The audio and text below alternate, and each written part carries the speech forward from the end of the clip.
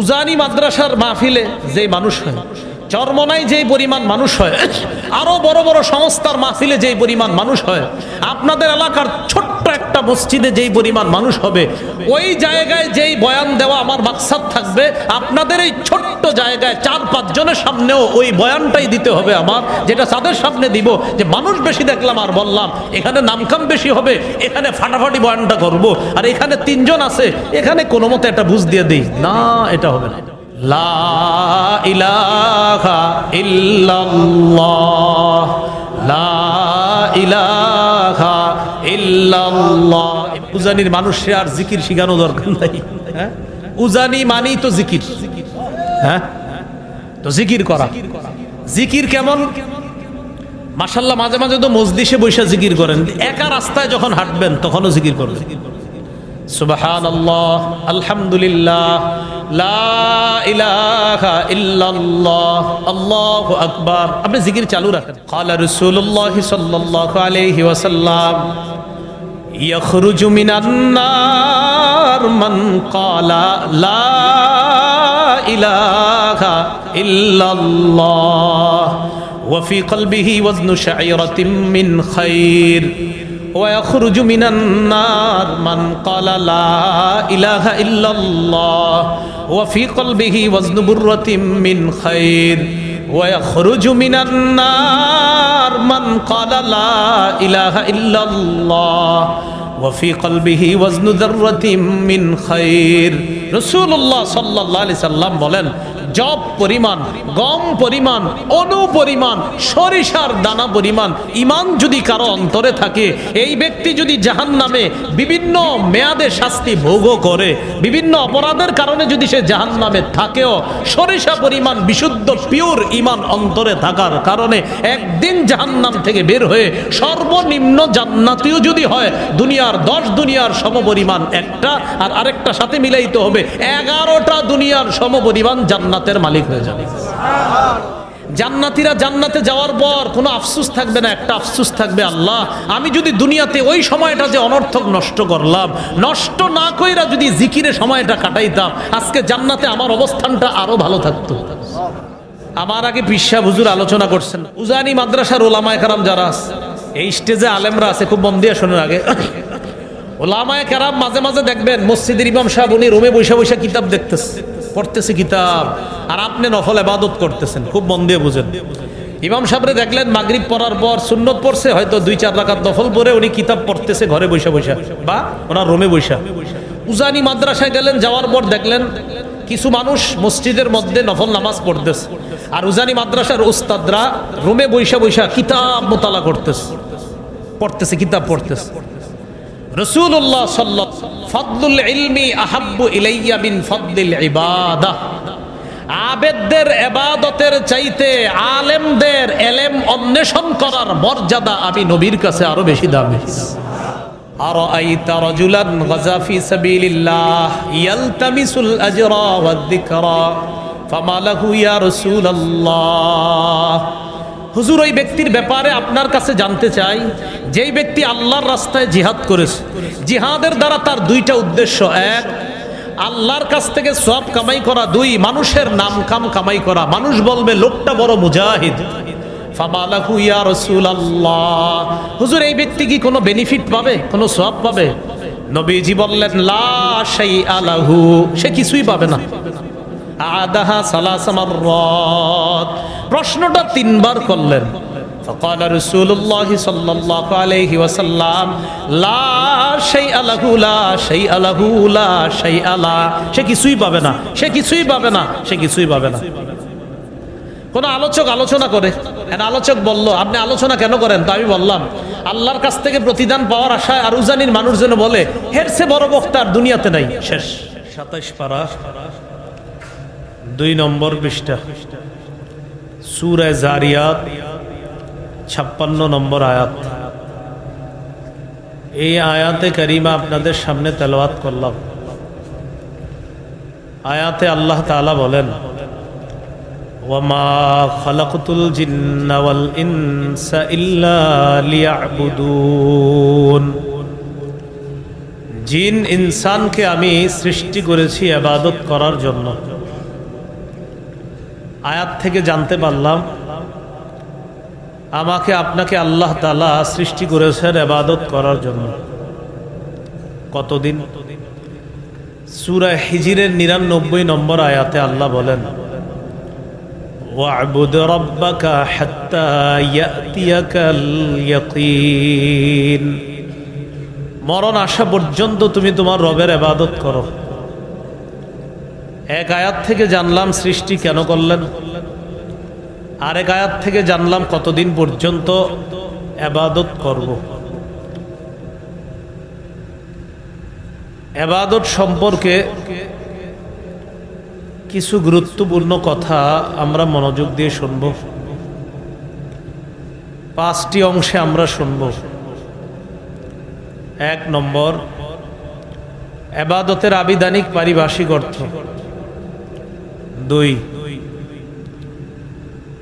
পবিত্র কোরআনে ইবাদত বা দাসত্ব সম্পর্কে মৌলিক কি কথা আছে। 3, রাসূলুল্লাহ সাল্লাল্লাহু আলাইহি সাল্লামের হাদিসে ইবাদতের ব্যবহার কেমন ভাবে হয়েছে। 4, উপকারিতা লাভের দিক থেকে ইবাদত কত প্রকার। 5, আমরা কয় মাধ্যমে ইবাদত করি। এই 5টি অংশে আলোচনা হবে। গরম এরপরে আপনাদের প্রতি আবদার, প্রতিটি কথায় আমরা গুরুত্ব সহকারে শুনব, কিছু শিখে এখান থেকে নিয়ে গিয়ে যেন আমরা অন্যদেরকে শিখাতে পারি, নিজেরা আমল করতে পারি, অন্যদেরকে আমলের প্রতি উৎসাহিত করতে পারি। আল্লাহ তৌফিক দান করেন।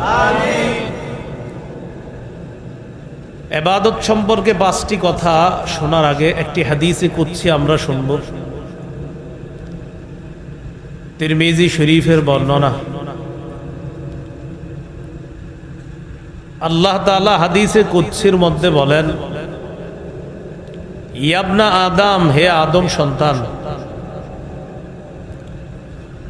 তাফাররাগ লি ইবাদাতি, তুমি আমার ইবাদতের জন্য একটু অবসর হও, যথাসাধ্য চেষ্টা করো, নিজেকে ফারেক করো আমার ইবাদতের জন্য।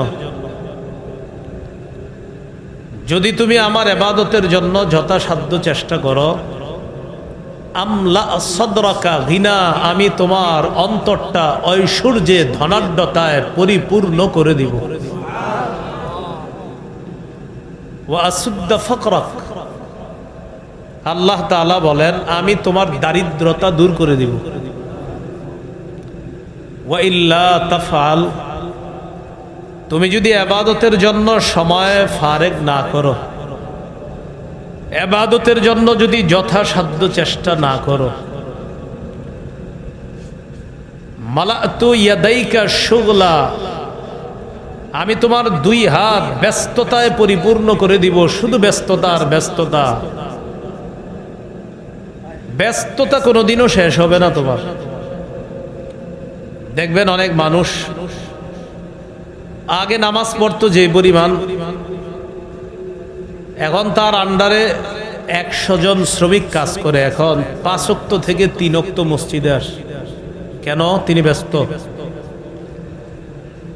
1000 শ্রমিক হওয়ার পরে উনি এখন 1 ওয়াক্ত মসজিদে আসে না। ঘটনা কি? এত শ্রমিক টেকেল দিয়া মসজিদে আসার সুযোগ পায় না। আল্লাহ তাআলা বলেন আমার ইবাদতের জন্য যদি সুযোগ বের না করো, আমি তোমার 2 হাত ব্যস্ততায় পরিপূর্ণ করে দিব। ব্যস্ততা কোনোদিন শেষ হবে না। ওয়ালাম আসুদ্দা ফাকরাক, তোমার দারিদ্রতা আমি কোনোদিনও দূর করব না। মনে হবে আপনার কাছে তিনি কোটিপতি, খোঁজ নিয়ে দেখেন 9 কোটি 10 কোটি টাকা ব্যাংকে ঋণ আছে। এই যে পেরেশানের জীবন, এটা শুধুমাত্র কেন? আল্লাহ বলেন আমি তোমাকে ইবাদতের জন্য বানাইলাম, মূল কাজ ছেড়ে তুমি এখন দুনিয়ার পিছনে ঘুরো। এই জন্য আমি তোমাকে এমন ব্যস্ত করে দিব, এই ব্যস্ততার কারণে তোমার দারিদ্রতাও দূর হবে না। একদিক দিয়ে তোমার মনে হবে কোটিপতি হয়ে যাচ্ছে, অন্য দিয়ে দেখবা ব্যাংকে শুধু ঋণ বাড়তেছে। আল্লাহ আমাদের সকলকে হাজারো ব্যস্ততার মাঝে আল্লাহর জন্য মন থেকে ইখলাসের সাথে যেন সময় দিতে পারি, আল্লাহ তৌফিক দান করেন। ব্যস্ততা দুনিয়া কামানো হালাল ভাবে এটা দোষণীয় নয়, কিন্তু দুনিয়া কামাইতে গিয়ে আখেরাত ভুলে যাওয়া দোষণীয়। আমি আবার বলছি, হালাল ভাবে দুনিয়া কামাই করতে গিয়ে আপনি আখেরাত ভুলে যাওয়াটা দোষণীয়। হালাল ভাবে দুনিয়া কামাই করতে গিয়ে যদি আখেরাত ঠিক থাকে এটা দোষণীয় নয়, এটা অন্যায় না। কোটি কোটি টাকা কামান আপনি, কিন্তু আখেরাত ভুলে যান নাই, কোনো সমস্যা নেই। কিন্তু আপনি টাকা কামাইতে গিয়ে আখেরাত ভুলে যাচ্ছেন, এটা ক্ষতি হয়ে যাবে। সহিহ বুখারীর বর্ণনা, রাসূলুল্লাহ সাল্লাল্লাহু আলাইহি সাল্লাম 4টা দাগ দিস। খত্ত রাসূলুল্লাহ সাল্লাল্লাহু আলাইহি সাল্লাম খত্তান মুরাব্বাআ, নবীজি একটা চতুর্ভুজ আঁকছে। এটা চতুর্ভুজ, দেখেন চতুর্ভুজ আকার পর খত্ত খত্তান ফিল ওয়াসাতি খারিজাম মিনহু, মাঝখানে একটা দাগ দিছে। এই দাগটা চতুর্ভুজের বাইরে নিয়ে গেছে।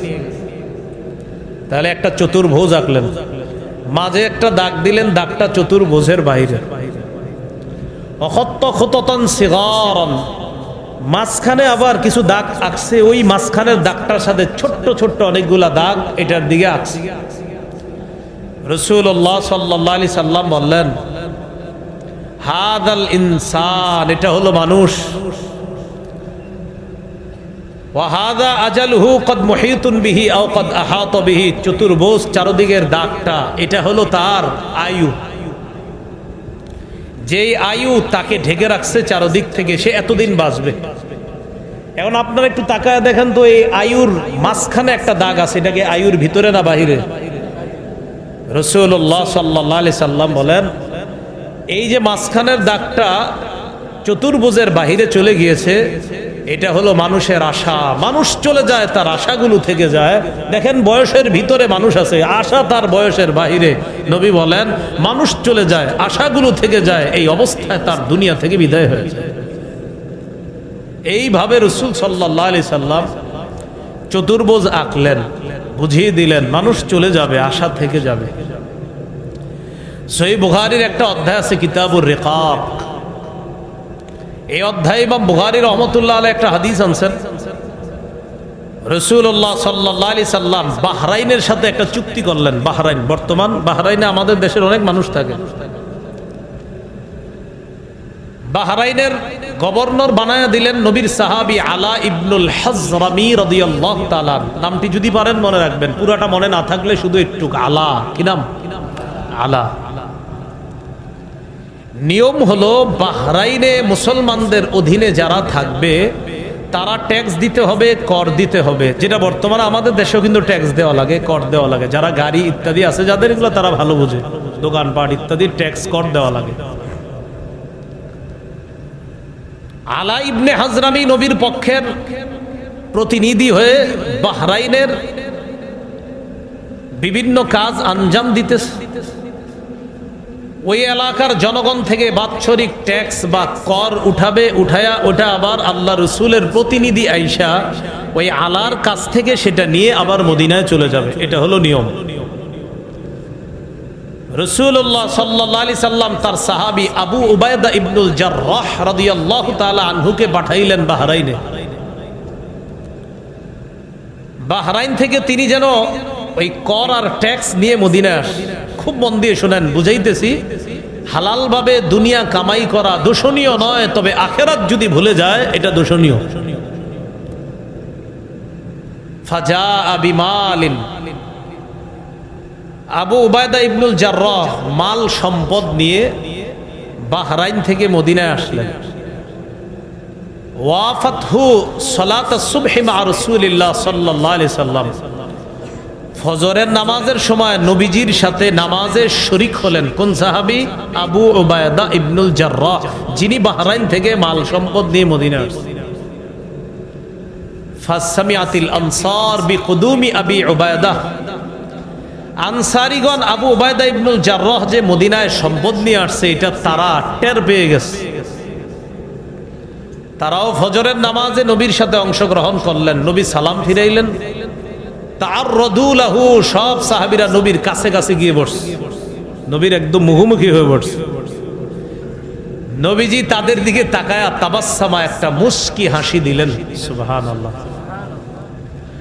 মুস্কি হাসি দিয়ে সাহাবীদেরকে বললেন, আযুন্নু আন্নাকুম সামি'তুম বিকুদুমি আবি উবায়দা ইবনুল জাররাহ ওয়া আন্নাহু জাআ বিমালিন। আমার ধারণা তোমরা আবু উবায়দা যে বাহরাইন থেকে সম্পদ নিয়ে মদিনায় এসেছে এই ব্যাপারটা মনে হয় তোমরা জেনেছো, এটা আমার ধারণা, ঠিক না বলো? সাহাবীরা বললেন আজাল ইয়া রাসূলুল্লাহ, হুজুর ঠিকই কইছেন, আমরা এটা টের পাইছি, টের পেয়ে নামাজের পরে আপনার মুখোমুখি হয়ে বসছি। নবীজি বললেন আম্মিলু বাশশিরু ওয়া আম্মিলু মা ইয়াসুররুকুম, সুসংবাদ গ্রহণ করো। সুবহানাল্লাহ। তোমাদেরকে যেই জিনিস আনন্দিত করবে সেই জিনিসের অপেক্ষা করো। আম্মিলু, তোমরা আশা করো ওই জিনিসের যা তোমাদেরকে আনন্দ দিবে।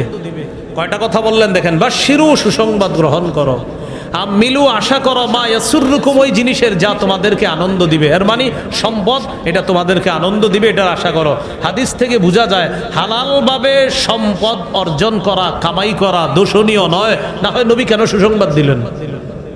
সুসংবাদ দিস যে সুসংবাদ গ্রহণ করো আর আশা করো যা তোমাদেরকে আনন্দিত করবে। সাথে সাথে আবার বলে ফেলস, শোনো মনোযোগ দিয়ে তোমরা, আমি দুনিয়া থেকে বিদায় নেওয়ার পর তোমরা শিরিক করবে এই আশঙ্কা আমি করি না। তবে আমি আশঙ্কা করতেছি অতীত জামানার মানুষ যারা সম্পদ পাওয়ার পর সম্পদের প্রতিযোগিতায় লিপ্ত হয়ে আখেরাত ভুলে গিয়েছে, না জানি তোমরাও সম্পদের পিছনে পড়ে সম্পদ তোমাদেরকে আখেরাত থেকে বিমুখ করে দেয়, আমি নবী এই ভয় পাই। প্রথমে বললেন সুসংবাদ গ্রহণ করো, এরপরে বললেন আমি ভয় পাই অতীত জামানার মানুষ সম্পদের পিছনে পড়ে সম্পদ যেমন তাদেরকে আখেরাত থেকে দূরে সরায়া দিছে, তোমাদেরকেও সম্পদ এমন ভাবে আখেরাত থেকে দূরে সরায়া দিবে, এই ভয় আমি নবী পাই। বলেন তো নবীর আশঙ্কাটা কি সত্য কিনা? সত্যি। আপনি আজকে রাতে বিছানায় মাথা লাগায় দেখবেন বেশিরভাগ নামাজগুলো আপনার ছুটে যাচ্ছে দুনিয়ার কোনো না কোনো পেরেশানির কারণে। নামাজের সময় আপনাকে বলা হচ্ছে নামাজ পড়তে, এই তো আর 2টা কাস্টমার বিদায় করে আসতেছে। আবার আপনাকে নামাজ পড়তে বলা হচ্ছে আর 5টা মিনিট, করতে করতে চলে গেল জোহরের সময়। আসরের নামাজের সময় দাওয়াত আসছে আপনার কাছে, আপনি বলতেছেন এই আসতেছি আসতেছি, এইভাবে আপনার জোহর, আসর, মাগরিব, এশা, ফজর একের পর এক কাজা হয়ে যাচ্ছে। কেন? দুনিয়া হালাল ভাবেই কামাই করতেছেন। সন্তান বাড়িতে যাবেন, যাওয়ার পর আপনার স্ত্রীর মুখে হাসি ফুটবে, সন্তানরা হাসি দিবে। দুনিয়াও হালাল ভাবে কামাই করতেছেন। দুনিয়া হালাল ভাবে কামাই করা দোষণীয় নয়, কিন্তু আপনি যে আখেরাতটা ভুলে যাচ্ছেন। রাসূল বলছেন আমার আশঙ্কা হয় দুনিয়া কামাই করতে গিয়ে আখেরাত তোমরা ভুলে যাবা। বলেন তো ইবাদত কার করব? তা আল্লাহ বলতেছে যদি আমার ইবাদতের সুযোগ না পাও, এমন ভাবে তোমাদেরকে ব্যস্ত করে দিব, ওই ব্যস্ততার কারণে তোমাদের দারিদ্রতাও দূর হবে না, আর খালি মনে হবে আমার আরো লাগবে, আমার আরো লাগবে, আরো লাগতে লাগতে তোমার মৃত্যু এসে যাবে, কিন্তু আরো যে লাগবে তোমার এই আশা শেষ হবে না। এবার আমরা আমাদের মূল আলোচনায় চলে যাই। আল্লাহ আমাদেরকে সৃষ্টি করেছেন ইবাদত করার জন্য। কতদিন? মৃত্যু পর্যন্ত ইবাদত। ইবাদত সম্পর্কে 5টি অংশে আলোচনা শুনবো। এক, ইবাদতের আবিধানিক পারিভাষিক অর্থ। ইবাদতের আবিধানিক অর্থ, আল উবুদিয়্যাহ নামে একটা কিতাব আছে, এই কিতাবের 33 নম্বর পৃষ্ঠা। আল উবুদিয়্যাহ কিতাবের নাম।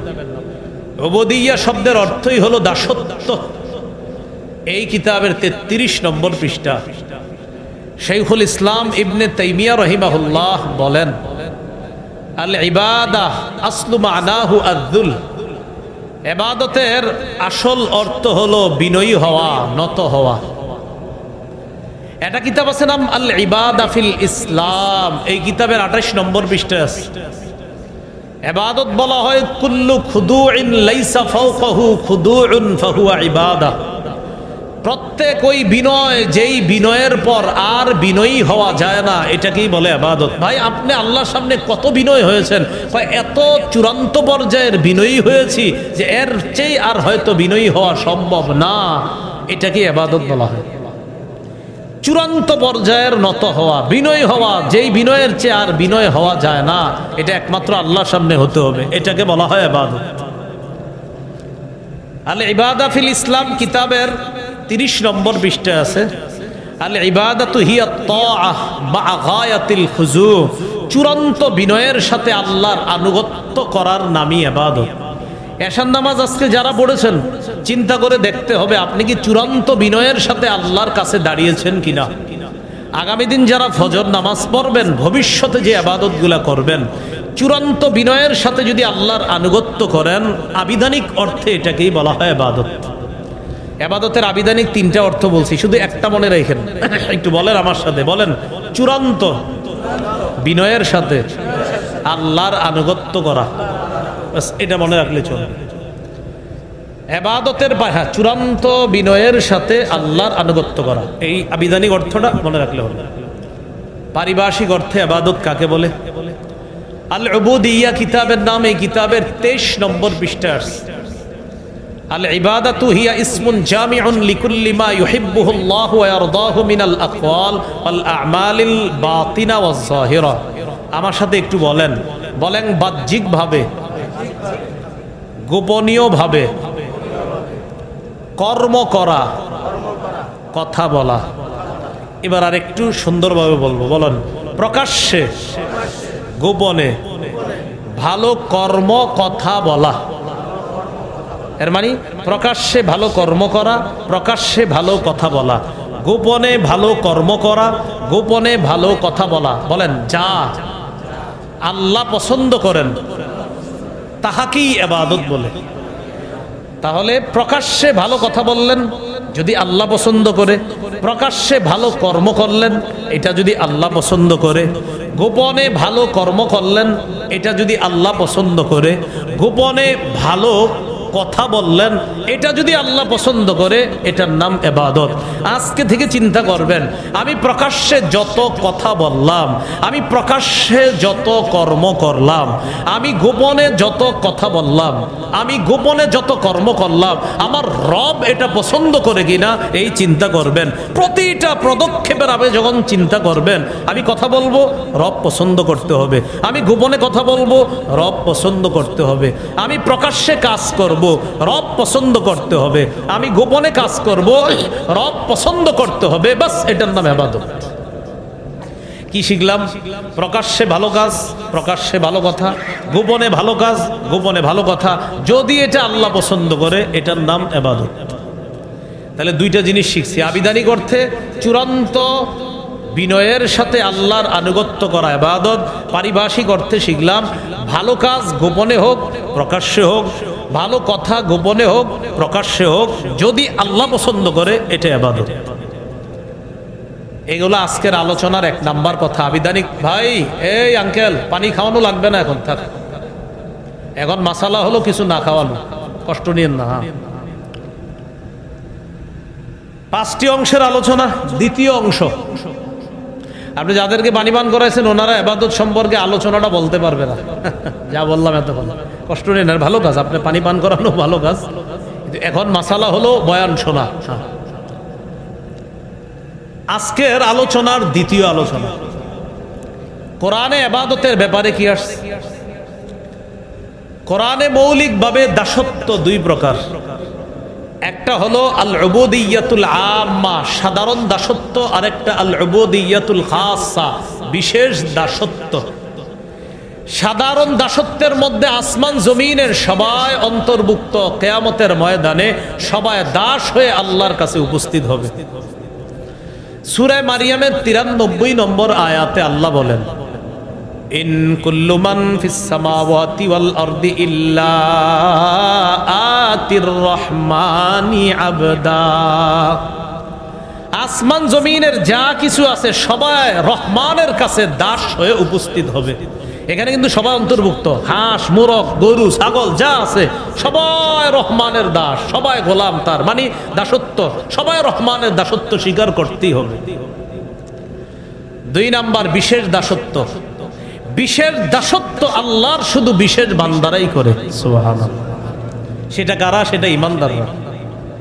সূরা ফুরকানের 63 নম্বর আয়াতে আল্লাহ বলেন, ওয়াইবাদুর রহমানিল্লাযীনা ইয়ামশুনা আলাল আরদি হাওনা ওয়া ইযা খাতাবাহুমুল জাহিলুনা ক্বালু সালামা।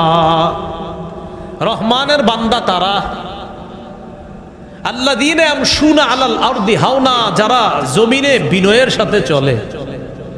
ওয়া ইযা খাতাবাহুমুল জাহিলুনা, জাহেল লোকেরা যখন তাদের সাথে কথা বলতে চায়, ঝগড়ায় জড়িয়ে যেতে চায়, অজ্ঞ ব্যক্তিরা যখন তাদের সাথে তর্কে লিপ্ত হতে চায়, ক্বালু সালামা, তখন তারা বলে আসসালামু আলাইকুম, আপনার উপর শান্তি বর্ষিত হোক, বইলা কাইটা পড়ে। এরা রহমানের বিশেষ বান্দা। এইখানে আল্লাহর বিশেষ দাসত্বে আল্লাহর বিশেষ বান্দারা শামিল। আল্লাহ আমাকে আপনাকে যেন আল্লাহর বিশেষ বান্দাদের অন্তর্ভুক্ত বানায়। এই গেল কোরআনে মৌলিকভাবে দাসত্ব দুই প্রকার, একটা সাধারণ দাসত্ব যেটার মধ্যে সবাই অন্তর্ভুক্ত, আর একটা বিশেষ দাসত্ব সেটার মধ্যে শুধু আল্লাহর বিশেষ বান্দারা অন্তর্ভুক্ত। আমি আপনি যেন আল্লাহর ওই বিশেষ বান্দাদের অন্তর্ভুক্ত হতে পারি, আল্লাহ তৌফিক দান করেন। আজকের আলোচনার 3 নাম্বার আলোচনা, হাদিসে ইবাদত সম্পর্কে কি আসছে। এই ব্যাপারে 4টি হাদিস আপনাদের সামনে বলি, মন দিয়ে শুনেন। এক, সুনানে আবু দাউদ 1479 নম্বর হাদিস। এই হাদিসের মধ্যে আসছে, قال رسول الله صلى الله عليه وسلم الدعاء هو العبادة। রাসূলুল্লাহ সাল্লাল্লাহু আলাইহি সাল্লাম বলেন, দোয়া করাটাই ইবাদত, দোয়া করাটাই ইবাদত। আপনি যখন আল্লাহর কাছে দোয়া করেন আলাদা, আল্লাহ আমারে মাফ করে দেন, আল্লাহ আমার জমিন দেন, আল্লাহ আমার মেয়েটার বিয়ের ব্যবস্থা করে দেন, হাদিসে রাসূল সাল্লাল্লাহু আলাইহি সাল্লাম বলেন আলাদা যে আল্লাহর কাছে দোয়া করে আমরা কিছু বলি, এটাই ইবাদত। নবী আরেক হাদিসের মধ্যে বলেন, আদ-দুআউ মুখুল ইবাদা, ইবাদতের মগজ হলো দোয়া করা, ইবাদতের সার নির্যাস হলো আল্লাহর কাছে দোয়া করা। এজন্য আলাদা দোয়া করবেন। ইবাদত সম্পর্কে আরেকটি হাদিস, তিরমিজি শরীফের বর্ণনা 2201 নম্বর হাদিস। আমরা বর্তমানে যেই যুগের মধ্যে আছি এটাকে বলা হয় কলহ বিপর্যয়ের যুগ, ফিতনা ফাসাদের জামানা। এই জামানায় যদি একটা ইবাদত করতে পারেন, নবী কি বলে দেখেন, ক্বালা রাসূলুল্লাহ সাল্লাল্লাহু আলাইহি ওয়াসাল্লাম আল ইবাদাতু ফিল হারজি কাহিজরাতিন ইলাইয়া। নবীজি বলেন কলহ বিপর্যয়ের জামানায় ইবাদত করা আমি নবীর কাছে হিজরত করার মতো। এই জামানায় কেউ যদি ইবাদত করেন, নবীর কাছে হিজরত করলে যেই ফায়দা, যেই উপকারিতা, এই যুগে ইবাদত করা মানে নবীর কাছে হিজরত করা। অন্য হাদিসে আল্লাহ রাসূল বলেন, ওই জামানায় আমার কোন একজন উম্মত ইবাদত করলে তাকে 50 জনের সওয়াব দেওয়া হবে। সাহাবায়ে কেরাম জিজ্ঞাসা করলেন, হুজুর কোন 50 জন? ওই যুগের 50 জন নাকি অন্য 50 জন? নবী বললেন, বাল আজরু 50 মিনকুম, তোমরা সাহাবী যারা আমার সামনে আসো, তোমাদের 50 জন ইবাদত করলে যেই সওয়াব, ওই কলহ বিপর্যয়ের জামানায় আমার একজন উম্মত ইবাদত করলে তোমাদের 50 জনের সওয়াব। সেটাই জামানা। তো এই জন্য হাদিসে ইবাদত সম্পর্কে আসছে নবীর কাছে হিজরত করার মতো। ইবাদত সম্পর্কে 3য় হাদিসটা শুনেন। মাঝে মাঝে অনেক মানুষ আছেন আপনাদের মধ্যে এমন, যারা নিয়মিত একটা আমল করেন, হঠাৎ অসুস্থ হয়ে যান, হয় না এরকম? নিয়মিত আপনি কি করেন, যেমন মাগরিবের পরে আপনি সুন্নত পড়েন, নফল পড়েন, পড়ার পরে বৈশা বৈশা আপনি জিকির করেন। এটা আপনার নিয়মিত একটা আমল, যেটা অনেকে জানে অনেকে জানে না, কিন্তু আপনি নিয়মিত জিকির করেন। এখন একদিন কি হয়েছে, আপনি অসুস্থ হয়ে গেছেন, অসুস্থতার কারণে আজকে আর মাগরিবের পরে ওই জিকির নামক ইবাদতটা করতে পারতেছেন না। পারলেও ওই ঘরে শুয়া শুয়া অন্যদিন জিকির করতেন আপনি 300 বার, 400 বার, 500 বার, 1000 বার, আজকে অনেক কষ্ট হইতেছে, 5-6 বারের বেশি বলতে পারতেছেন না, অসুস্থ হয়ে গেছেন। খুব মন দিয়ে শোনেন এই হাদিসটা। হাদিসের কিতাব মুসনাদে আহমদ 6895 নম্বর হাদিস। এই হাদিসের মধ্যে আসছে রাসূলুল্লাহ সাল্লাল্লাহু আলাইহি সাল্লাম বলেন, ইন্নাল আবদা ইযা কানা আলা তরিকাতিন হাসানাতিন মিনাল ইবাদা, কোন বান্দা যখন সুন্দর একটা ইবাদতের পদ্ধতি অবলম্বন করে, যেমন ওই যে প্রতিদিন আপনি জিকির করেন, একটা সুন্দর পদ্ধতি অবলম্বন করছেন, কেউ জানে, অনেকে জানে না, কিন্তু আপনি নিয়মিত ইবাদতটা করেন। সুম্মা মারিদ, হঠাৎ আপনি অসুস্থ হয়ে গেছেন। অসুস্থ হয়ে যাওয়ার পর এদিন আর জিকির করতে পারতেছেন না, ঘরে শুয়ে রয়েছেন। কিলা লিল মালাকিল মুআক্কালি বিহি ইউকতুব লাহু বিমিসলি আমালিহি ইযা কানা তালিকা। আল্লাহ ফেরেশতাকে বলে, ও ফেরেশতা, আমার বান্দা প্রতিদিন এই টাইমে জিকির করত, আজকেও জিকির করত, করে না কেন জানো? ও অসুস্থ হয়ে গেছে, ওজোরের কারণে এখন শুয়ে রয়েছে ঘরের মধ্যে। সমস্যা কি? আমি আল্লাহ তো কম দেই না। আমার বান্দা সুস্থ থাকলে জিকির করলে যেই সওয়াব লেখতা, আজকে অসুস্থতার কারণে পারতেছে না করতে, সওয়াব লেখা বন্ধ করবা না, সওয়াব লিখতে থাকো। এই জন্য ইবাদত নিয়মিত চালু রাখবেন, কিছু ইবাদত ছাড়বেন না। রাসূলুল্লাহ সাল্লাল্লাহু আলাইহি সাল্লাম বলেন, আহাব্বুল আমাল ইলাল্লাহ আদওয়ামুহা ওয়া ইন কাল্লাহ। সহিহ বুখারীর বর্ণনা। আল্লাহর কাছে সবচেয়ে পছন্দনীয় আমল হলো ওই আমল যে আমলটা নিয়মিত করা হয়, যদিও সেই আমলটা কম হয়। আমল কম কিন্তু নিয়মিত করেন। যেমন ফজরের পরে আপনি আল্লাহুম্মা আজিরনি মিনান নার, এটা নিয়মিত পড়েন। আল্লাহুম্মা ইন্নী আসআলুকা রিদাকা ওয়াল জান্নাহ, আপনি নিয়মিত পড়েন। বিসমিল্লাহিল্লাযী লা ইয়াদুররু মা ইসমিহি শাইউন ফিল আরদ ওয়ালা ফিস সামাই ওয়া হুয়াস সামিউল আলিম, আপনি নিয়মিত পড়েন। আউযু বিকালিমাতিল্লাহি তাম্মাতি মিন শাররি মা খালাক, এই আমল নিয়মিত করছেন। আউযু বিকালিমাতিল্লাহি তাম্মাহ মিন কুল্লি শাইতানিন হাম্মাহ ওয়া মিন কুল্লি আইনিন লাম্মাহ। ফজরের পর ইখলাস 3 বার, ফালাক 3 বার, নাস 3 বার। যোহরের পর ইখলাস 1 বার, ফালাক 1 বার, নাস 1 বার। আসরের পর ফালাক 1 বার, ইখলাস 1 বার, ফালাক 1 বার, নাস 1 বার। মাগরিবের পর ইখলাস 3 বার, ফালাক 3 বার, নাস 3 বার। এশার পর ইখলাস 1 বার, ফালাক 1 বার, নাস 1 বার। নিয়মিত আমল করতেছেন আপনি। নবীজি বলেন, আমল যদিও কম করো, কিন্তু নিয়মিত যদি আমলটা করো, এটা কমও যদি হয়, আল্লাহর কাছে সবচেয়ে পছন্দের আমল এটা। আপনি প্রতিদিন সুবহানাল্লাহ পড়েন, 33 বার আমল করেন, মাশাআল্লাহ, ভালো কথা। এই আমলটা ছাড়াও আপনি অতিরিক্ত আবার আপনি দোকানে বসে বসে আপনার কাজ হলো প্রতিদিন আপনি কথার কথা যে আপনি 70 বার আস্তাগফিরুল্লাহ পড়েন। নবীজি 70 বার পড়তেন, কোনো বর্ণনায় 100 বার, নবী 100 বার পড়তেন, তাই আপনিও পড়েন, নিয়মিত পড়তেছেন আপনি। এই যে আমলটা আপনি নিয়মিত চালু রাখেন, নবী বলেন, আমি নবী বলে গেলাম, নিয়মিত আমল যেটা করো, কমও যদি হয়, আল্লাহর কাছে সবচেয়ে পছন্দের আমল হিসাবে বিবেচিত হয়। আল্লাহ আমাদের সকলকে নিয়মিত যে আমলগুলো আছে এগুলো যেন নিয়মিত করতে পারি, আল্লাহ তৌফিক দান করেন। ইবাদত সম্পর্কে চতুর্থ হাদিস, সহিহুল জামে একটা হাদিসের কিতাব, এই কিতাবের 4214 নম্বর হাদিস। এই হাদিসের মধ্যে আছে, আমার আগে পিসা হুজুর আলোচনা করছেন, আপনার পিসা হুজুর আলোচনা করে গেছেন না এশার পরে। উজানি মাদ্রাসার ওলামায়ে কেরাম যারা আছে, এই স্টেজে আলেমরা আছে, খুব মন দিয়ে শোনার আগে। ওলামায়ে কেরাম মাঝে মাঝে দেখবেন মসজিদের ইমাম সাহেব উনি রুমে বসে বসে কিতাব দেখতেছে, পড়তেছে কিতাব, আর আপনি নফল ইবাদত করতেছেন, খুব মন দিয়ে বুঝেন। ইমাম সাহেবরে দেখলেন মাগরিব পড়ার পর সুন্নত পড়ছে, হয়তো 2-4 রাকাত নফল পড়ে উনি কিতাব পড়তেছে ঘরে বসে বসে বা ওনার রুমে বসে। উজানি মাদ্রাসায় গেলেন, যাওয়ার পর দেখলেন কিছু মানুষ মসজিদের মধ্যে নফল নামাজ পড়তেছে, আর উজানি মাদ্রাসার উস্তাদরা রুমে বসে বসে কিতাব মোতালা করতেছে, পড়তেছে, কিতাব পড়তেছে।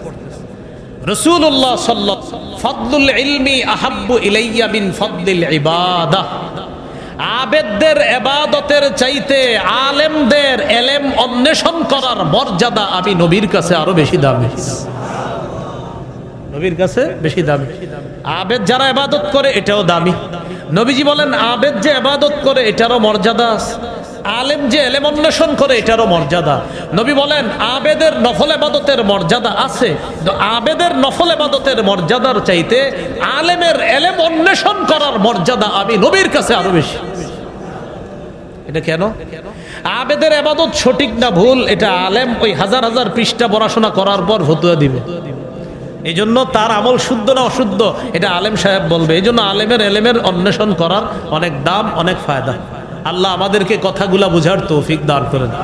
এই হলো আজকের আলোচনার 3 নাম্বার আলোচনা গেল, মনে আসেনি? 1 নাম্বার আবিধানিক অর্থ, পারিভাষিক অর্থ গেল। 2 নাম্বার গেল কোরআনে দাসত্ব 2 প্রকার। 3 নাম্বার গেল হাদিসে 4টি হাদিস থেকে আপনাদেরকে ইবাদতের ব্যবহার দেখাইলাম। আজকের আলোচনার 4 নাম্বার আলোচনা, আমার সাথে বলতে হবে এটা, বলেন উপকারিতা লাভের দিক থেকে ইবাদত 2 প্রকার। 1, নিজে ইবাদত করে উপকার লাভ করা, 2 অন্যের মাধ্যমে ইবাদত করে উপকার লাভ করা। তাহলে এই যে সুন্দর 2টা জিনিস শিখলেন, বাসায় গিয়ে আপনার বিবিরে বলে দিলেন যে দেখো উপকারিতা লাভের দিক থেকে ইবাদত 2 প্রকার, একটা নিজে ইবাদত করে সওয়াব কামাই করা, 2 নাম্বার অন্যের সাহায্যে ইবাদত করে সওয়াব কামাই করা। কয়েকটা দৃষ্টান্ত নেন। তিরমিজির বর্ণনা 2910 নম্বর হাদিস, 2910।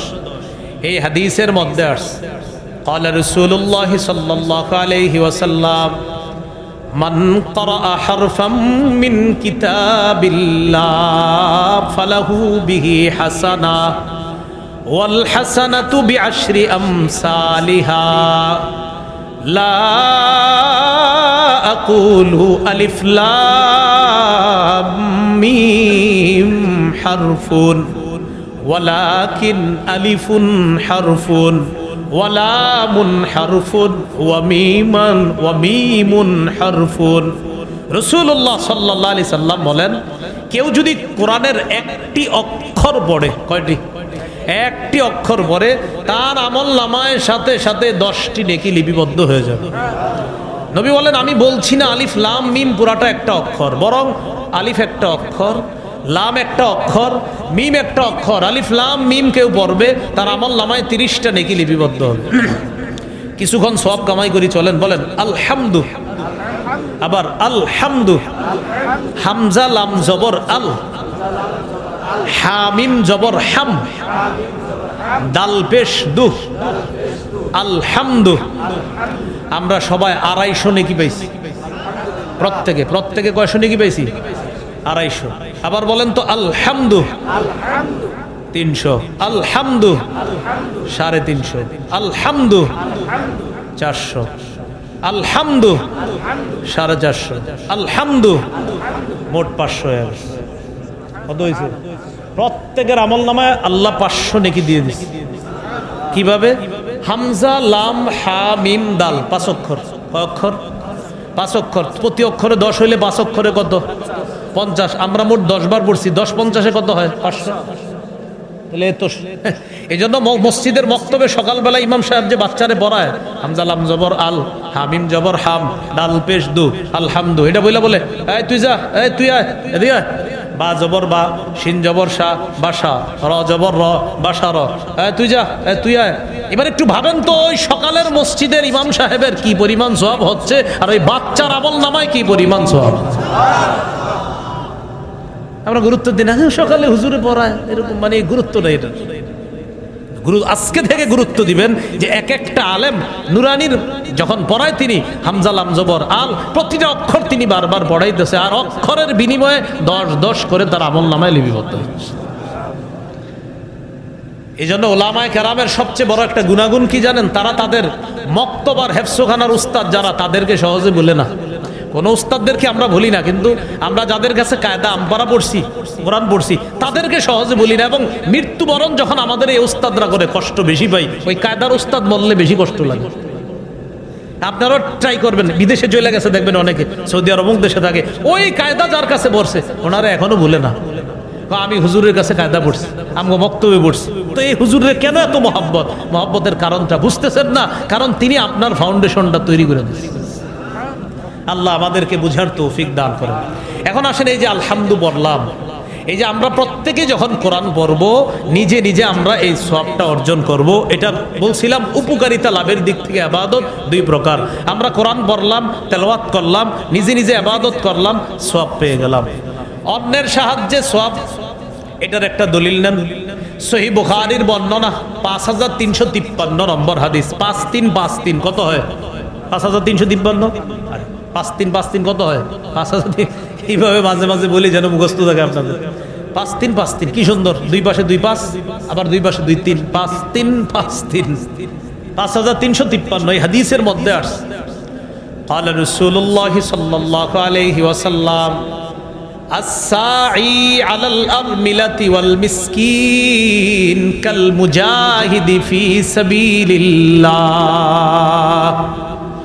রাসূলুল্লাহ সাল্লাল্লাহু আলাইহি সাল্লাম বলেন, কোন ব্যক্তি যদি কোনো বিধবা অসহায় নারীর সাহায্য সহযোগিতায় এগিয়ে যায়, কোন এতিমের সহযোগিতায় এগিয়ে যায়, আল্লাহর রাস্তার মুজাহিদের যেই সওয়াব তার আমল নামায় সেই সওয়াব।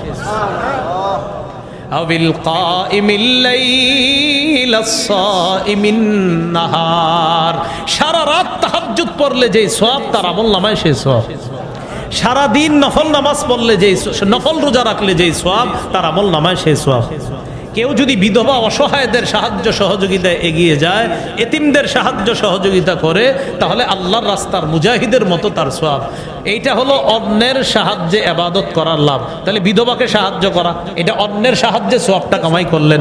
এতিমকে সাহায্য করলেন আরেকজনকে, ইবাদত আপনি করছেন কিন্তু আরেকজনের সাহায্য লাগছে। আপনি দান আরেকজনকে করলেন, তো দান করতে হইলে আরেকজন লাগে, এটা আরেকজনের সাহায্যে সওয়াব কামাই করা। তো বলছিলাম উপকারিতা লাভের দিক থেকে ইবাদত দুই প্রকার, একটা নিজে ইবাদত করে সওয়াব কামাই করা, দুই নাম্বার অন্যের সাহায্যে ইবাদত করে সওয়াব কামাই করা। আজকের আলোচনা, শেষ আলোচনা, সেটা হলো আমরা কয় মাধ্যমে ইবাদত করি একটু বলেন আমার সাথে। সাধারণত আমরা 5 মাধ্যমে ইবাদত করি। 1 মুখ দিয়ে, 2 শরীর দিয়ে, 3 অর্থ সম্পদ দিয়ে, 4 কলব দিয়ে, 5 টাকা এবং শরীর দিয়ে, মানে সম্পদ এবং শরীর দিয়ে। তাহলে আমরা কয় মাধ্যমে ইবাদত করি? প্রথমে কলবেরটা বলি, কলব, প্রথমে কলব। আচ্ছা আবার একটু মস্ক করে নেই, বলেন। 1 নম্বর কলব দিয়ে, 2 মুখ দিয়ে, 3 শরীর দিয়ে, 4 সম্পদ দিয়ে, 5 সম্পদ এবং শরীর দিয়ে। কয় মাধ্যমে ইবাদত করি? 1 নাম্বার বলেন কলব দিয়ে যে ইবাদত করি, বলেন এই ইবাদতকে আত্মিক ইবাদত বলে। না আত্মিক না, আত্মিক, আত্মা, আত্মা, আত্মিক ইবাদত। কি ইবাদত? হ্যাঁ। আচ্ছা এবার আমি একটু বলি, মন দিয়ে শুনেন। কলব দিয়ে যে ইবাদত করি এটাকে বলা হয় আত্মিক ইবাদত। কলব দিয়ে যে ইবাদত করি কি ইবাদত? আর এই আত্মিক ইবাদতটা উজানিতে প্র্যাকটিক্যাল দেখা আপনাদের। আত্মিক অন্তরের ইবাদতটা উজানি সহ আরো যত আল্লাহওয়ালাদের মজলিস আছে। 2 নাম্বার মুখ দিয়ে ইবাদত করি, এটাকে বলা হয় মৌখিক ইবাদত। 3 নাম্বার শরীর দিয়ে যে ইবাদত করি এটাকে বলা হয় দৈহিক বা শারীরিক ইবাদত। 4 নাম্বার টাকা সম্পদ দিয়ে যে ইবাদত করি এটাকে বলা হয় আর্থিক ইবাদত। হ্যাঁ। 5 নাম্বার সম্পদ এবং শরীর দিয়ে করি, এটাকে বলা হয় আর্থিক এবং শারীরিক ইবাদত। 1 নাম্বার কলব দিয়ে করি আত্মিক ইবাদত, যেমন বিশুদ্ধ নিয়ত করা, এটা কলবের ইবাদত। সুবহানাল্লাহ। কি নিয়ত করা? যেমন এই বছর যারা কোরবানি দিবেন, কোন নিয়তে দিবেন আপনি ভালো জানেন। এই কোরবানির যদি নিয়ত শুদ্ধ থাকে ঠিক আছে, অশুদ্ধ হইলে কোরবানি বাতিল। সহিহ বুখারীর 1 নম্বর হাদিস। ভাই আমার আগে যে আলোচনা করছে মাওলানা আবু রায়হান সিদ্দিকী, উনি খুতবায় যে হাদিসটা পড়ছে সহিহ বুখারীর প্রথম হাদিস। এই হাদিসের মধ্যে আসছে قال رسول الله صلى الله عليه وسلم انما الاعمال بالنيات। উনি হাদিস পড়ছে না? কয়েকজন কয় জি, মানে আপনারা মন দিয়ে ওয়াজ শুনেন না। আমার একটা অভ্যাস, আমি বক্তার আলোচনা যতক্ষণ শুনি পুরো মন দিয়ে শুনি। উনি কোন কোন আয়াত পড়ছে আর কোন হাদিস পড়ছে বলতে পারি। উনি 28 নম্বর বারার 19 নম্বর পৃষ্ঠা সূরা তাহরিমের প্রথম 2-3 আয়াত পড়ছে, আর হাদিস পড়ছে সহিহ বুখারীর প্রথম হাদিসটা। আপনারা বলতে পারেন না কেন? হ্যাঁ, হাদিসে আসছে রাসূলুল্লাহ সাল্লাল্লাহু আলাইহি সাল্লাম বলেন ইন্নামাল আ'মালু বিন্নিয়াত। আমলের প্রতিদান বিশুদ্ধ নিয়তের সাথে। নিয়ত শুদ্ধ, আমলের প্রতিদান পাওয়া যায়। তাহলে অন্তরের ইবাদত এটা হলো পরিশুদ্ধ নিয়ত করা, এটা অন্তরের ইবাদত। অন্তরের আরেকটা ইবাদত বলেন ইখলাস, আল্লাহর জন্য। বলেন কোনো কিছু করাকে বলে ইখলাস। কারণ আল্লাহর জন্য কিছু করছেন কিনা এটা অন্তর দিয়ে বোঝা যাবে ইখলাস আছে কিনা। খুব মন দিয়ে বুঝেন, ইখলাসের 3 উপকার। 1 ইখলাস হলো আমল আল্লাহ কবুল করেন। 2 ইখলাস হলো আমলের সওয়াব আল্লাহ দান করেন। 3 ইখলাসের কারণে আল্লাহ গুনাহ মাফ করেন। এবার এক একটার দলিল নেন। ইখলাসের 3 উপকার, আপনারা হারায় যান না। আমাদের আলোচনা চলতেছে 5 মাধ্যমে ইবাদত করি। 1 অন্তর দিয়ে। অন্তরের একটা ইবাদত ছিল পরিশুদ্ধ নিয়ত। অন্তরের আরেকটা ইবাদত হলো ইখলাস। ইখলাসের আবার 3 উপকার। 1 নাম্বার ইখলাসের কারণে আমল আল্লাহ কবুল করেন। নাসাইর বর্ণনা 3140 নম্বর হাদিস। এই হাদিসের মধ্যে আসছে রাসূলুল্লাহ সাল্লাল্লাহু আলাইহি সাল্লামকে প্রশ্ন করলেন, আরাআইতা রাজুলান গাজা ফি সাবিলিল্লাহ ইয়ালতামিসুল আজরা ওয়াদ যিকরা ফামা লাহু ইয়া রাসূলুল্লাহ। হুজুর, ওই ব্যক্তির ব্যাপারে আপনার কাছে জানতে চাই, যেই ব্যক্তি আল্লাহর রাস্তায় জিহাদ করেছে, জিহাদের দ্বারা তার দুইটা উদ্দেশ্য, এক আল্লাহর কাছ থেকে সওয়াব কামাই করা, দুই মানুষের নাম কাম কামাই করা। মানুষ বলবে লোকটা বড় মুজাহিদ।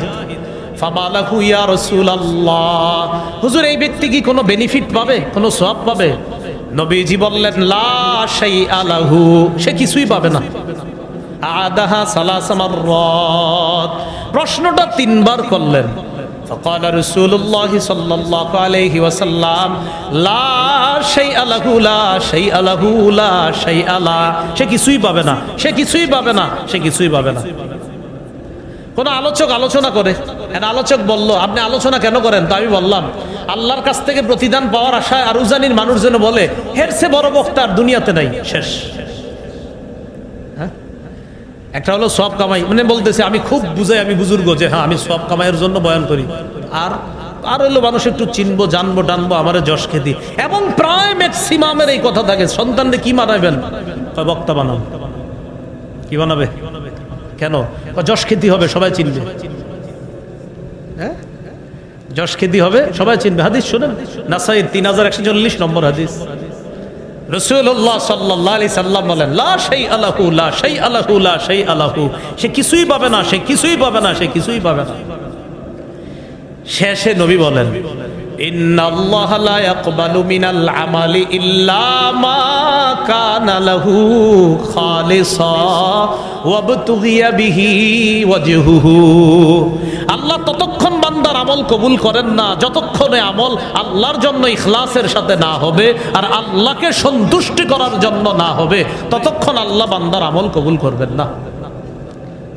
যেমন উজানি মাদ্রাসার মাহফিলে যে মানুষ হয়, চরমনায় যেই পরিমাণ মানুষ হয়, আরো বড় বড় সংস্থার মাহফিলে যেই পরিমাণ মানুষ হয়, আপনাদের এলাকার ছোট্ট একটা মসজিদে যেই পরিমাণ মানুষ হবে, ওই জায়গায় যেই বয়ান দেওয়া আমার মাকসাদ থাকবে, আপনাদের এই ছোট্ট জায়গায় 4-5 জনের সামনেও ওই বয়ানটাই দিতে হবে আমার, যেটা তাদের সামনে দিব যে মানুষ বেশি দেখলাম আর বললাম, এখানে নামকাম বেশি হবে, এখানে ফাটাফাটি বয়ানটা করব, আর এখানে 3 জন আছে, এখানে কোনো মতে একটা বুঝ দিয়ে দিই না, এটা হবে না।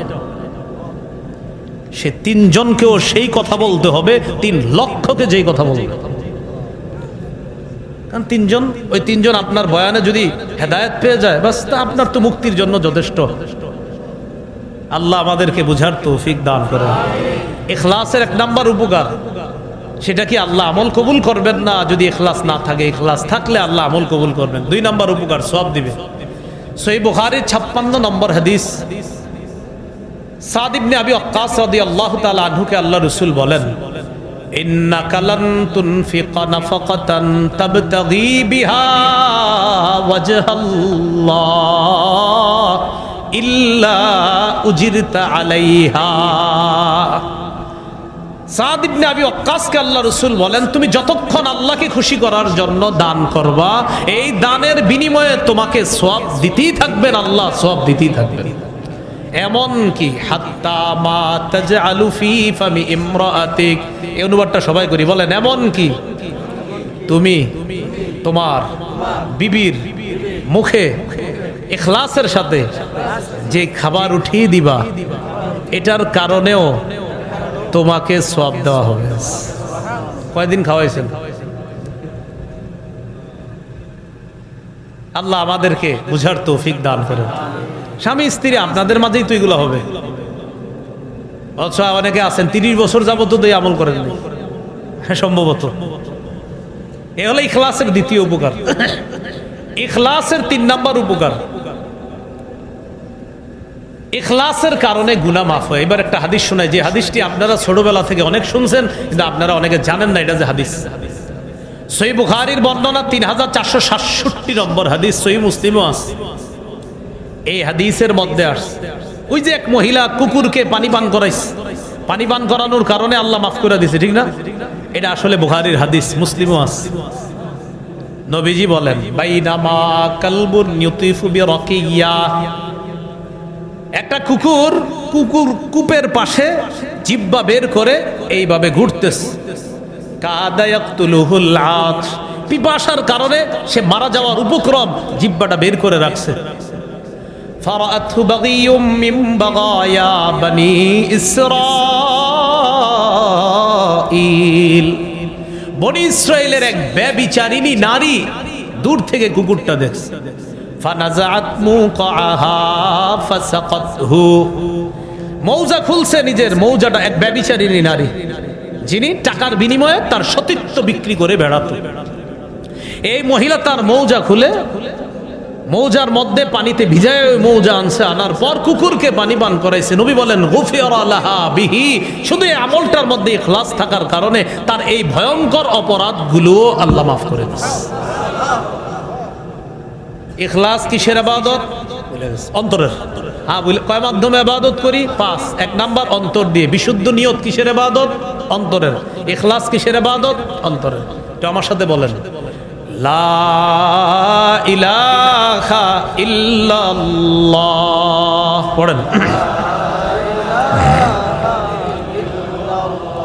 বলেন এই কালিমা মুখে উচ্চারণের পাশাপাশি অন্তরেও লালন করা, অন্তরেও ধারণ করার নাম অন্তরের ইবাদত।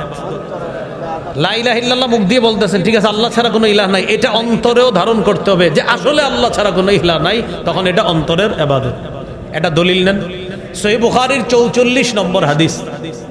এই হাদিসের মধ্যে আসছে ক্বালা রাসূলুল্লাহ সাল্লাল্লাহু আলাইহি ওয়াসাল্লাম ইয়াখরুজু মিনান নার মান ক্বালা লা ইলাহা ইল্লাল্লাহ ওয়া ফি কলবিহি ওয়াজনু শাঈরাতিন মিন খায়র ওয়া ইয়াখরুজু মিনান নার মান ক্বালা লা ইলাহা ইল্লাল্লাহ ওয়া ফি কলবিহি ওয়াজনু বুররাতিন মিন খায়র ويخرج من النار من قال لا إله إلا الله وفي قلبه وزن ذرة من خير। রাসূলুল্লাহ সাল্লাল্লাহু আলাইহি সাল্লাম বলেন, জব পরিমাণ, গম পরিমাণ, অনু পরিমাণ, সরিষার দানা পরিমাণ ঈমান যদি কারো অন্তরে থাকে, এই ব্যক্তি যদি জাহান্নামে বিভিন্ন মেয়াদে শাস্তি ভোগও করে, বিভিন্ন অপরাধের কারণে যদি সে জাহান্নামে থাকেও, সরিষা পরিমাণ বিশুদ্ধ পিওর ঈমান অন্তরে থাকার কারণে একদিন জাহান্নাম থেকে বের হয়ে সর্বনিম্ন জান্নাতীয় যদি হয়, দুনিয়ার 10 দুনিয়ার সমপরিমাণ একটা, আর আরেকটা সাথে মিলাইতে হবে 11টা দুনিয়ার সমপরিমাণ জান্নাতের মালিক হয়ে যাবে।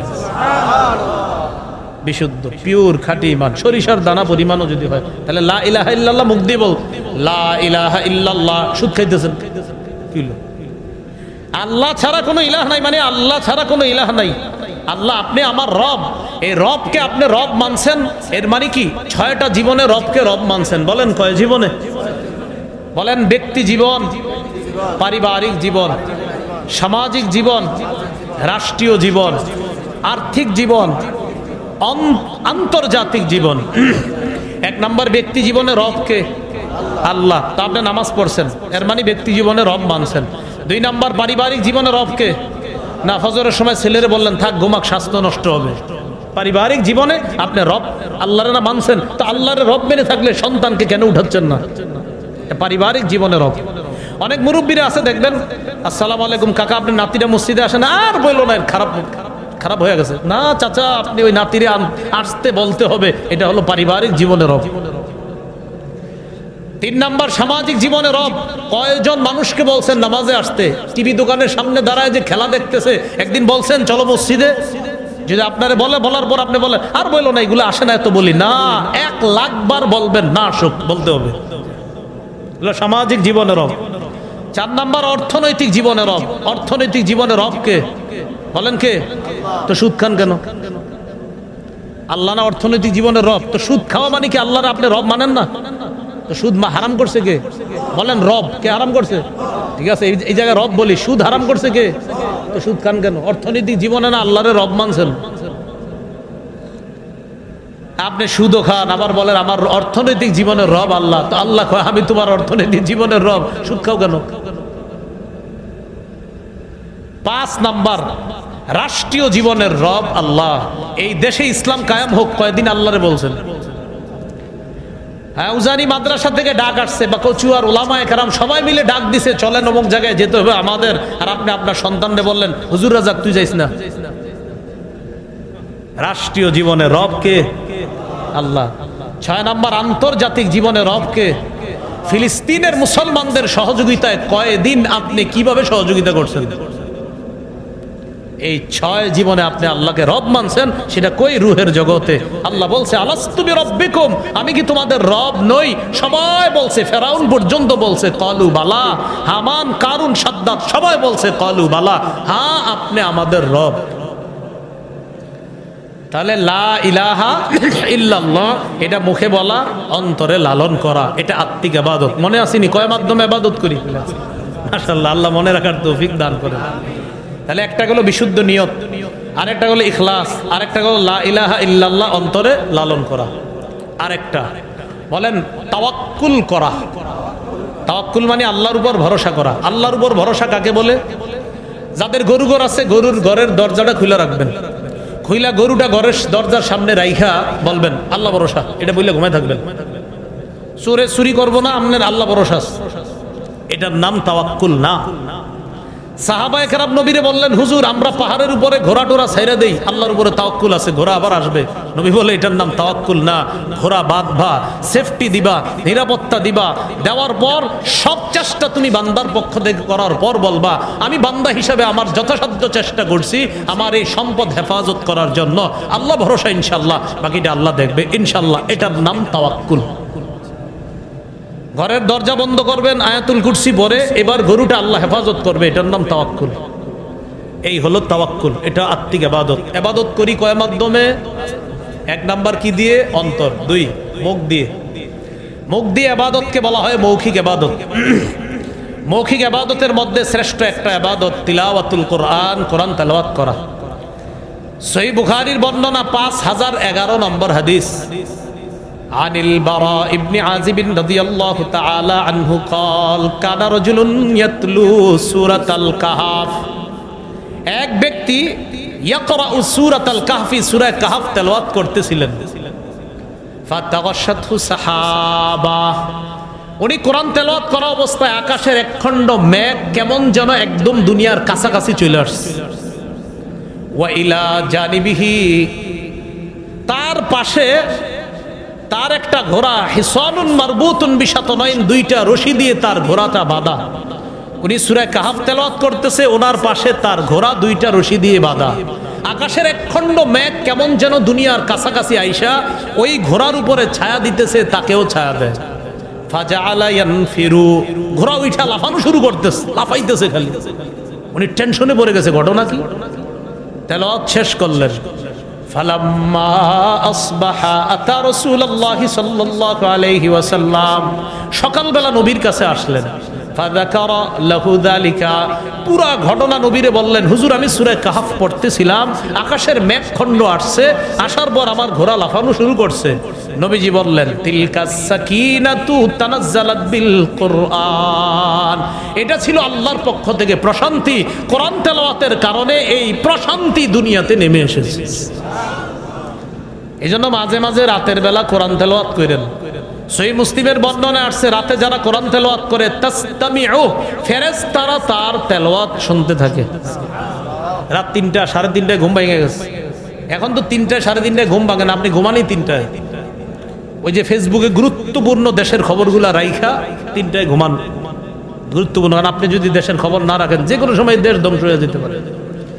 তো এই জন্য আপনার ওই ভালো ধারণা রাখি আমি, তো গুরুত্বপূর্ণ সংবাদগুলো দেখে তো উনিও 3টার দিকে একটা স্ট্যাটাস দিবে যে আজকের মতো ফ্রেন্ডস যারা আছেন, ডিয়ার ফ্রেন্ডস গুড নাইট, এটা বলে উনি ঘুমায়া যায়। 3টা বাজে উনি বুঝায় যে দেশের প্রচুর খবর রাখছি, আর একটা স্ট্যাটাস দেয়, স্ট্যাটাসে বুঝায় হ্যাঁ অনেক খবর রাখে, কমেন্ট করে 24 ঘন্টা একজন।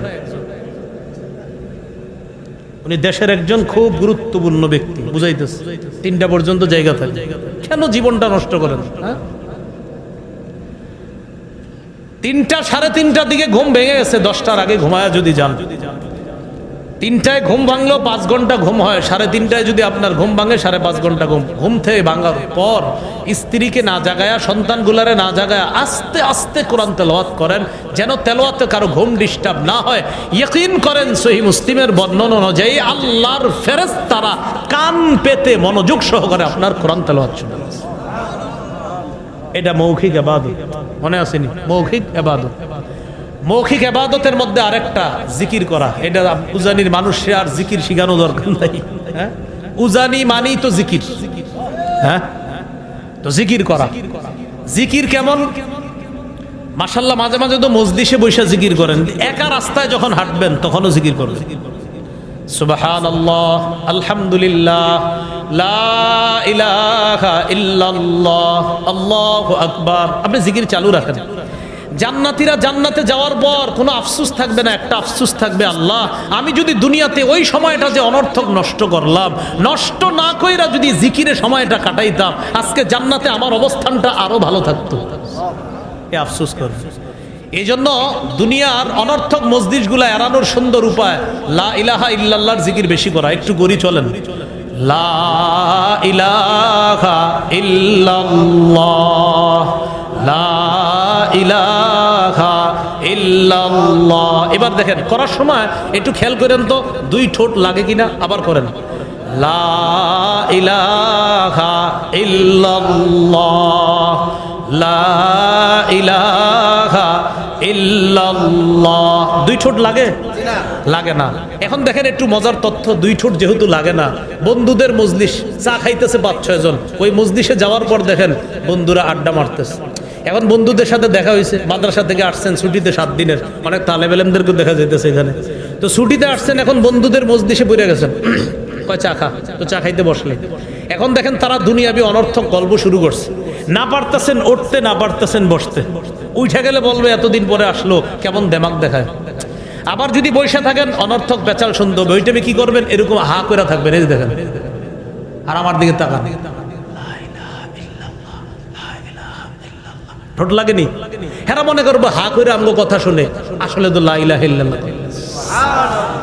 তিরমিজির বর্ণনা, রাসূলুল্লাহ সাল্লাল্লাহু আলাইহি সাল্লাম বলেন, ইল্লা ফুতিহাত লাহু আবওয়াবুস সামা হাত্তা তুফজিয়া ইলাল আরশ। বন্ধুদের দিকে তাকায় রয়েছেন হা করে, হেরা ভাববে মন দিয়ে কথা শুনে, আর আপনি ঠোঁট না লাগায় যে লা ইলাহা ইল্লাল্লাহর জিকির করতেছেন, আসমানের সবগুলা দরজা খুলে দেওয়া হয়েছে যেন আপনার লা ইলাহা ইল্লাল্লাহ আল্লাহর আরশ পর্যন্ত পৌঁছে যায়। তাহলে এই টেকনিকটা মনে রাখবেন। ওই টাইমে সুবহানাল্লাহ কইলেও ঠোঁট লেগে যাবে, আলহামদুলিল্লাহ কইলেও ঠোঁট লেগে যাবে, লা ইলাহা কইলে ঠোঁট লাগবে না। এই জন্য দেখবেন লা ইলাহা ইল্লাল্লাহ, হেরা ভাববে হে মন দিয়ে কথা শুনতেছে, যাক মাশাআল্লাহ ভালো, আপনি তো লা ইলাহা ইল্লাল্লাহ বলতেছেন। এটা হলো কি? না পারতেছেন উঠতে, না পারতেছেন বসতে, এজন্য লা ইলাহা ইল্লাল্লাহ। এই হলো আপনার অনর্থক মজলিস এড়ানোর উপায়। আল্লাহ কথাগুলা মনে রাখার তৌফিক দান করেন। এবাদত কয় মাধ্যমে করি ভুলে গেছে? 2 নাম্বার মাধ্যম মৌখিক এবাদত। কি এবাদত বলেন তো? না, এখনো শেষ নেই, 2 নাম্বারটা শেষ নেই। মৌখিক এবাদতের মধ্যে আরেকটা এবাদত বলেন, সত্য কথা বলা। মৌখিক এবাদত, সত্য কথা বলবো, না পারলে চুপ থাকবো, ভুলেও মিথ্যা কথা বলবো না। ভুলেও কি বলবো না? বাচ্চাদেরকে মাঝে মাঝে আমরা মিথ্যা কথা বলি, এগুলো বলবো না। মোরগ মুরগিরে, হাঁস ইত্যাদি এগুলারও মিথ্যা কথা বলি। কবুতর রে মিথ্যা কথা বলি মাঝে মাঝে। ডাক দেন, ডাক দিয়ে আদার দেন না। মোরগ ধরার জন্য ডাক দিয়ে আদার দেন না। সন্তানরা বলেন আব্বু এদিকে আসো মজা দিব, আসার পর মজা দেন না, মিথ্যা কথা। সন্তানকে যখন বলেন মজা দিব, দেন না, মিথ্যা। আবু দাউদের বর্ণনা, রাসূল সাল্লাল্লাহু আলাইহি ওয়াসাল্লাম এক বাসায় গেছে, আব্দুল্লাহ ইবনে আমির রাদিয়াল্লাহু তাআলা আনহুর বাড়িতে। তার মা তাকে ডাকছে, ও বাবা এদিকে আসো, তাআল উতিক, আব্বু এদিকে আসো তোমারে কিছু দিব। নবীজি পর্দার আড়াল থেকে বললেন, এই তুমি কি দিবা? ওই উতিহি তামারা, তাকে খেজুর দিব। নবী বললেন, লাউলাম তুতিহি, তুমি যদি তাকে খেজুর না দিতা, কুতিবাত ইনদাল্লাহি মিন কাযিবা, আল্লাহর দরবারে তোমার ব্যাপারে একটা মিথ্যা কথা লেখা হয়ে যেত। তুমি যদি তারে ডাকার পর না দিতা কিছু। তাহলে আমরা অনেক সময় বাচ্চাদেরকে ডাকি, আব্বু এদিকে আসো মজা দিব, কিন্তু যদি মজা না দেন, মিথ্যা কথা। কিছু দিয়েন, যদি বলেন সত্যি কিছু দিমও দিয়েন, কিন্তু যদি আপনার মজা না থাকে মিথ্যা কথা বলবেন না। হ্যাঁ ভাই এটা এটা গুরুত্ব দিয়ে মিথ্যা কথা বললেন না শুধু শুধু। একটু আগে উজানি বিশ্বাস হুজুর ঘরে বসছে, হুজুরের পাশে দেখলাম কয়েকজন বসা, তো আমি সময় থাকলে আমিও বসতাম। তো অনেক সময় পীর সাহেবের সামনে দেখবেন খাবার খাইতে ইতস্ত লাগে যে হুজুরের সামনে কেমনে খাই। তো পীর সাহেব হুজুর বলে কি হয় তোমরাও খাও, তো আমরা অনেক সময় বলি হুজুর খিদা নাই, কিন্তু আসলে খিদা আছে। খিদা আর থাইকা যদি বলেন খিদা নাই, মিথ্যা কথা। নবীর সামনে এই ঘটনা ঘটে গেছে, নবীর সামনে খাবার দিছে মেহমানদেরকে। তো এক সাহাবিয়া বললেন, মহিলা সাহাবিয়া, হুজুর খিদা নাই। নবীজি বললেন আসলে খিদা নাই। খিদা রাইখা যদি বলো খিদা নাই, মিথ্যা কথা। আমি যেটা করি সেটা আপনাদেরকে বলি। আমাকে যারা বলে খাবার খাওয়ার জন্য মাহফিলে গেলে তো সাধারণত বলে অনেকে, আমি এইভাবে বলি, ভাই আমি খাবো না। যদি বলে কেন খাবেন না, খিদা নাই। যদি খিদা না থাকে বলি খিদা নাই, থাকলে বলি খিদা আছে কিন্তু খাবো না। সত্যি কথা। কেন খাবেন না? খাবো না আমি, কিন্তু খিদা আছে খাবো না, বাস। আরটা হলো খিদা নাই খাবো না, কিন্তু খিদা থাকলে বলি ভাই খিদা আছে আমি খাবো না। কারণ ওই হাদিস আমার এই শিক্ষা দিছে যে তুমি খিদা রাইখা কেউ যদি তোমার জিগায় খিদা নাই, এটা না বলা যে খিদা নাই, খিদা তো আছে, আপনি মিথ্যা কথা বলবেন কেন? তো ভাই এই ভুলগুলো আমাদের হয় কি না? হ্যাঁ হয়ে যায়, ভুলে হুজুর না না আমার খিদা নাই খাবো না, কিন্তু আপনার খিদা আছে। জি না, আপনি এই কাহিনী করেন না। তাহলে কি শিখলাম? বললে সত্য কথা বলবো, না পারলে চুপ থাকবো, মিথ্যা কথা বলবো না। আল্লাহ আমাদের সকলকে মৌখিক এই সত্যের ইবাদতটা করার তৌফিক দান করেন। 3 নাম্বার শারীরিক ইবাদত, নামাজ পড়া সবচেয়ে উত্তম। নামাজ পড়া শারীরিক ইবাদত। কারো বাড়ির সামনে পুকুর আছে, এই পুকুরে যদি কেউ দৈনিক 5 বার গোসল করে, তার শরীরে কোনো ময়লা থাকবে? কেউ যদি দৈনিক 5 ওয়াক্ত নামাজ পড়ে, ইয়ামহুল্লাহু বিহিন্নাল খাতায়া, আল্লাহ এইভাবে তার জীবনের সব গুনাহ খাতাগুলো মাফ করে দিবেন। 4 নাম্বার সম্পদ দিয়ে ইবাদত, আর্থিক ইবাদত হলো যাকাত দেওয়া। কি দেওয়া? অতীতে যারা যাকাত দেন নাই দিয়ে দেন। এক ব্যক্তির উপর যাকাত আসছে 1 লক্ষ টাকা, উনি 30,000 টাকার যাকাত দিছে, রইল কত? 30,000 টাকার যাকাত দেয়, আবার ছবি উঠায় পরের দিন ফেসবুকে দিয়ে বলে আলহামদুলিল্লাহ, গতকালকে আমি গরিব অসহায়দের মাঝে যাকাতের লুঙ্গি শাড়ি বিলিয়ে এখন আমার নিজেকে একটু হালকা অনুভব হচ্ছে। এটা ফেসবুকে দেয় আর কি। যাকাতের শাড়ি লুঙ্গিটা কিনছে কোত্থেকে জানেন? যেই বাজারের দোকানের মধ্যে লেখা এখানে যাকাতের লুঙ্গি ও শাড়ি পাওয়া যায় 260 টাকা। কথার কথা, আগে ছিল 260, এখন একটু বাড়তে পারে, 350-300 হইতে পারে। আগে কমন 260, মানে আগে অনেক দিন আগে। যাকাত আদায় করে নাই, তার যাকাত যোগ্য সম্পদ এইগুলাকে পুরায়া পাত বানানো হবে। এই পাত দিয়ে লন্ডি করা হয় দোকানের মধ্যে, যে ইস্ত্রি দিয়ে এই জাতীয় একটা বানায়া তার কপাল, তার পার্শ্ব আর পিঠে গরম শেক দেওয়া হবে। এইভাবে কিয়ামতের ময়দানেও তার এই গজব হতে থাকবে। একদিন হবে এই গজবটা, কিয়ামত জাহান্নামে যাওয়ার আগে কয়দিন হবে বলেন না? কয়দিন? আবার বলেন। যারা যাকাত দেয় না এরা কয় একদিন কি কোনো ব্যাপার? নবী বলে একদিনের পরিমাণ 50,000 বছর। কয় হাজার? এটা হলো জাহান্নামে যাওয়ার আগে। অনেকে ভাবতে পারে একদিন কি আর কোনো, নবী যেমনি কইছে হাদিসটা ঠিক আমি এমনি কইলাম যে একদিন। নবী বলে কানা মিকদারুহু 50 আলফা সানা, একদিনের পরিমাণ মাত্র 50,000 বছর। তাহলে আর্থিক ইবাদত যারা যাকাত দেন, প্রিয় ভাইয়ারা, আপনারা মেহেরবানি করে জানি মাদ্রাসার মুফতি সাহেবের সাথে বৈশা বকেয়া যাকাতগুলা আদায় করে নেবেন, ভবিষ্যতেও যাকাত আদায় করবেন। আল্লাহ তৌফিক দান করেন। 5 নাম্বার ইবাদত যেটা আমরা শরীর দিয়ে করি, অর্থ দিয়ে করি, হজ করা। কি করা? হজে গেলে টাকাও লাগে, শরীরও লাগে। কি লাগে? টাকাও লাগে, শরীরও লাগে। এই জন্য হজ করা। যাদের উপর হজ ফরজ হয়েছে হজ করে নেবেন, হজ আদায় করে নেবেন, এটার কোনো সুযোগ নাই। আল্লাহ হাদিসে কুদসির মধ্যে বলেন, ইন্না আবদান সাহহাতু লাহু জিসমা ওয়া ওয়াসা'তু আলাইহি ফিল মাঈশা তামজি আলাইহি খামসাতু আওয়াম। আমি যেই বান্দার শরীর সুস্থ রাখলাম আর যাকে আমি প্রচুর সম্পদের মালিক বানাইলাম, এইভাবে যদি 5 বছর অতিবাহিত হয়, সে যদি হজে না আসে, লা মাহরুম, সে বঞ্চিত, সে কপাল পোড়া, সে হতভাগা। হজে যেতে হবে। যাদের উপর হজ ফরজ তারা হজ করতে হবে। সূরা আলী ইমরানের 97 নম্বর আয়াত, আল্লাহ পাক রব্বুল আলামিন বলেন, ওয়ালিল্লাহি আলান নাসি হিজ্জুল বাইত মান ইসতাতা ইলাইহি সাবিলা। কাবা পর্যন্ত যাদের যাওয়ার সামর্থ্য আছে, প্রয়োজনের অতিরিক্ত সম্পদ দিয়ে তাদের উপর আল্লাহর জন্য, আল্লাহকে খুশি করার জন্য হজ করা ফরজ। আবু দাউদের 1721 নম্বর হাদিস। সাহাবী নবীরে প্রশ্ন করলেন, হজ কি প্রতি বছর নাকি জীবনে একবার? নবী বললেন, বাল মাররাতান ওয়াহিদা, বরং জীবনে একবার হজ ফরজ। ফামান যাদা ফাহুয়া তাতাওউন, কেউ যদি বেশি করে এটা নফল হবে। কেউ যদি বেশি করে এটা কি হবে? নফল হবে। টোটাল আলোচনাটা মন দিয়ে শোনেন। আলোচনা শুরু করেছিলাম সূরা জারিয়াতের 56 নম্বর আয়াত দিয়ে। আমি জিন ইনসানকে সৃষ্টি করেছি ইবাদত করার জন্য। তিরমিজির একটা বর্ণনা দিয়ে আমরা শুরু করেছিলাম এইভাবে, আল্লাহ বলছে যদি ইবাদতের জন্য সুযোগ বের করো আমি তোমার দারিদ্রতা দূর করে দিব, আমি তোমার অন্তরটা টাকা পয়সায় পরিপূর্ণ করে দিব, অন্যথায় তোমাকে পেরেশানি দিয়ে আমি লিপ্ত করে দিব। এরপর আমরা জানলাম 5টি কথা। এক, আবিধানিক অর্থ, পারিভাষিক অর্থ। আবিধানিক অর্থ চূড়ান্ত বিনয়ের সাথে আল্লাহর আনুগত্য করা। পারিভাষিক অর্থ ছিল গোপনে প্রকাশ্যে ভালো কথা বলা, ভালো কর্ম করা, সব যদি আল্লাহ পছন্দ করেন এগুলাকে ইবাদত বলা হয়। 2 নম্বর আলোচনা ছিল কোরআনের দাসত্ব 2 প্রকার, একটা সাধারণ দাসত্ব আর একটা মৌলিক দাসত্ব। সূরা মারিয়ামের 93 নম্বর আয়াতে সাধারণ দাসত্বের কথা আছে, সূরা ফুরকানের 63 নম্বর আয়াতে বিশেষ দাসত্বের কথা। আমাদের 3য় আলোচনা ছিল হাদিসে ইবাদত সম্পর্কে কি আছে। এই ব্যাপারে 4টি হাদিস শুনেছি।